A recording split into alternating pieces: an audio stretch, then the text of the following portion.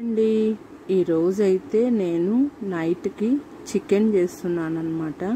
Dinner లోకి ఎక్కువ మసాలా లేకుండా తక్కువ మసాలాతో చికెన్ ఎలా చేయడమో చూపిస్తాను మీకు.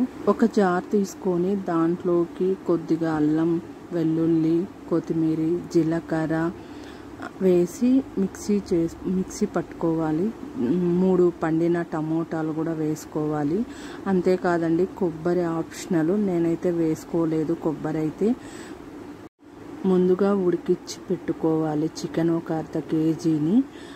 అంతేకాదండి, ఒక ప్యాన్ తీసుకొని ప్యాన్లోకి కొంచెం ఆయిల్ వేసేసి ఆనియన్స్ కట్ చేసి వేసి అవి బాగా ఫ్రై అయిన తర్వాత ఈ చికెన్ మసాలా అంతా వేసి బాగా ఇంకొకసారి బాగా రెడ్ కలర్ మారే వరకు ఫ్రై చేసుకోవాలి. మనం ఫ్రై అయిన తర్వాత మసాలాలోకి ముందుగా ఉడికించి పెట్టుకున్న చికెన్ వేసి తగినంత వాటర్ వేసేసి, చికెన్ మసాలా ఆప్షన్ అండి, నేనైతే చికెన్ మసాలా అయితే వేయలేదు.